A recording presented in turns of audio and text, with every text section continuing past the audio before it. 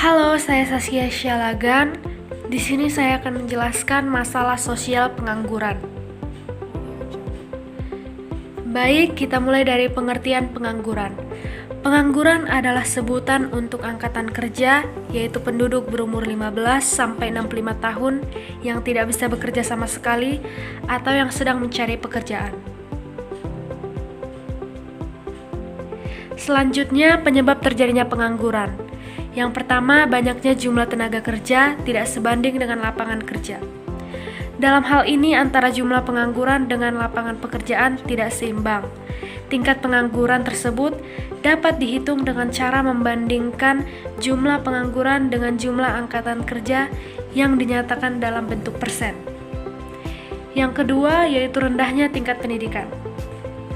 Seperti yang kita tahu, pendidikan juga merupakan salah satu kriteria atau pencapaian untuk memiliki pekerjaan yang layak.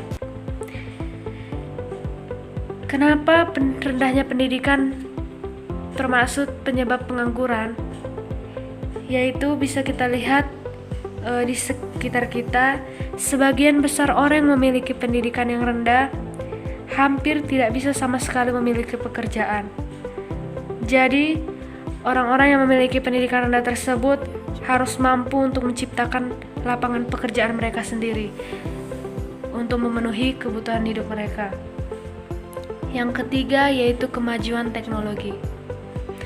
Kemajuan teknologi juga dapat menyebabkan pengangguran, di mana seperti yang kita ketahui akibat perkembangan zaman dan pesatnya kemajuan zaman tersebut, yaitu di bidang teknologi, banyak perusahaan-perusahaan yang sangat-sangat membutuhkan kecanggihan teknologi guna untuk memfasilitasi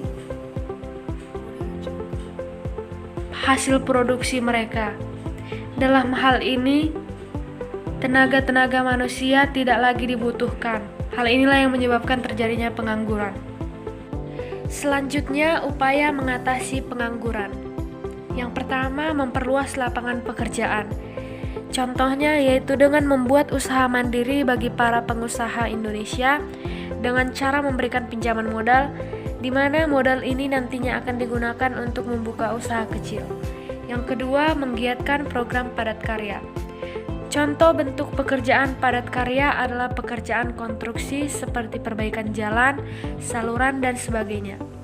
Ketiga, mengurangi urbanisasi, di mana antara desa dan kota disamaratakan baik dalam hal pembangunan, standar pendidikan maupun fasilitas umum yang terbengkalai.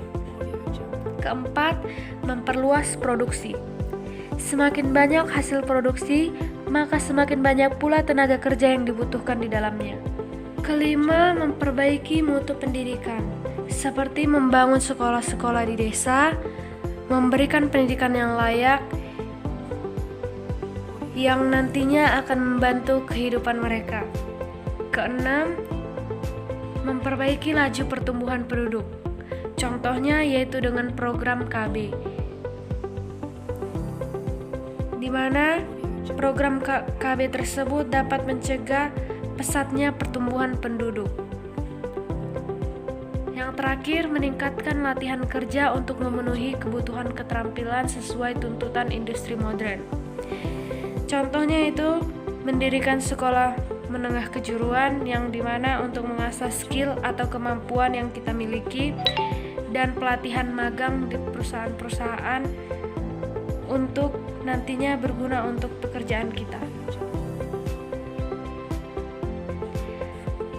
Selanjutnya, dampak pengangguran.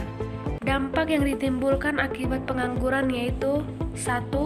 Dampak pengangguran terhadap perekonomian negara, seperti menurunnya pendapatan per kapita, di mana meningkatnya biaya sosial yang harus dikeluarkan oleh pemerintah dapat menambah hutang negara, dan para masyarakat yang menganggur tidak dapat memberikan kewajiban mereka seperti membayar pajak. Akibatnya, pendapatan negara tidak stabil. Yang kedua, dampak pengangguran terhadap masyarakat. Akibat pengangguran menimbulkan masalah sosial yang lainnya seperti kriminalitas, kemiskinan, dan lainnya dalam masyarakat. Terakhir itu kesimpulan. Kesimpulannya yaitu pengangguran atau tunakarya adalah istilah untuk orang yang tidak bekerja sama sekali, sedang mencari kerja, bekerja kurang dari 2 hari selama seminggu, atau seseorang yang sedang berusaha mendapatkan pekerjaan yang layak. Pengangguran terjadi disebabkan antara lain yaitu jumlah lapangan kerja yang tersedia lebih kecil dari jumlah pencari kerja.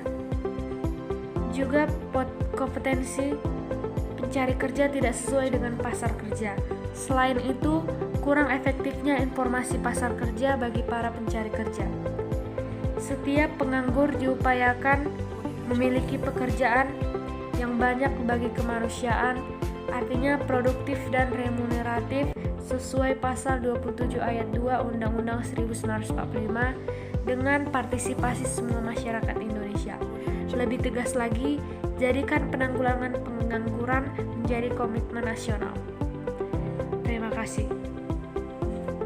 Sekian hasil pemaparan materi saya mengenai pengangguran. Semoga penjelasan saya dapat bermanfaat bagi kalian semua yang membacanya, dan mohon maaf apabila memiliki kesalahan dalam penyampaian yang kurang memuaskan atau dalam tutur kata yang salah. Terima kasih.